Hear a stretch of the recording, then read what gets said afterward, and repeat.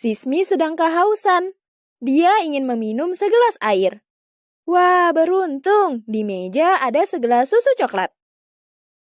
Awas Sismi, itu susu coklatnya masih panas banget. Iya, gak apa-apa. Belum aku minum kok. Ini mau aku bawa dulu ke mejaku. Au, kok panas sih? Padahal aku kan gak pegang susunya, cuman pegang gelasnya.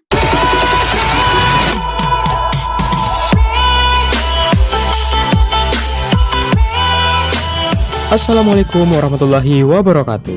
Kembali lagi bersama saya, Imam Ramadan. Dalam video ini, saya akan menjelaskan tentang kalor. Sebelumnya, kalian sudah diperlihatkan bahwa si Ismi sedang kepanasan ketika memegang sebuah gelas yang berisi susu hangat. Padahal yang kita tahu bahwa si Ismi tidak menyentuh susu hangatnya. Terus, kenapa gelasnya menjadi panas? Yang membuat gelasnya panas adalah sebuah kalor. Nah, kalor itu apa sih? Kalor adalah energi panas yang berpindah dari benda yang bersuhu tinggi ke benda yang suhunya lebih rendah. Satuan kalor adalah kalori.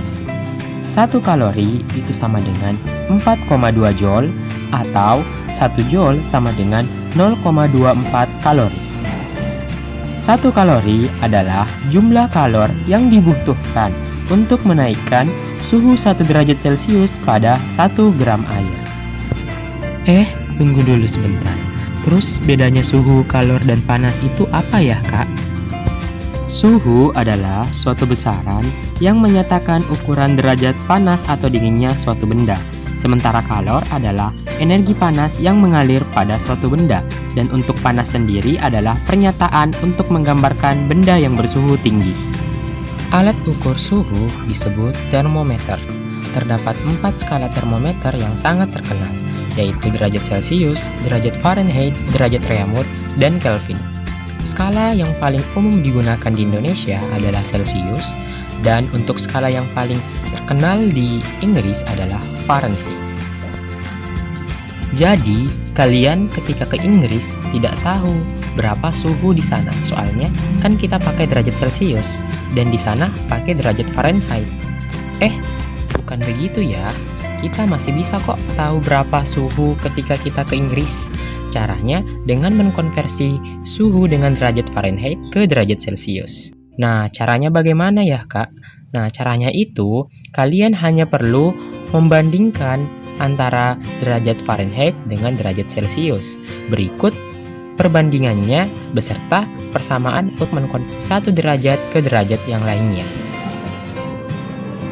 Nah, tadi kalor itu adalah suatu perpindahan energi kalor atau energi panas dari benda satu ke benda yang lainnya.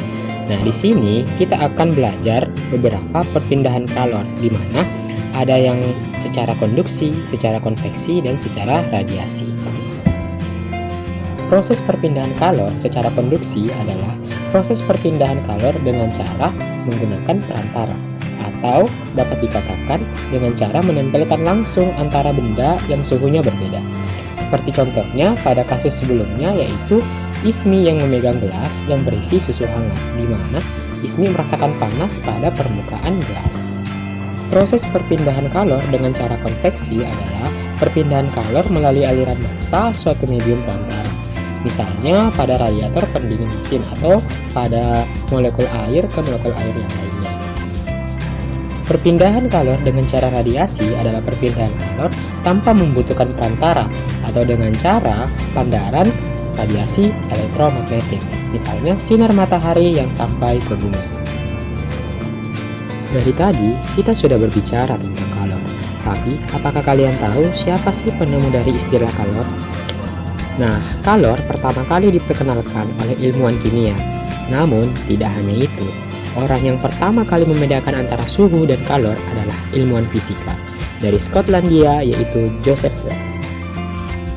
Salah satu teori yang pernah terkenal yaitu asas Black yang berbunyi kalor yang masuk atau yang diserap sama dengan kalor yang dilepaskannya.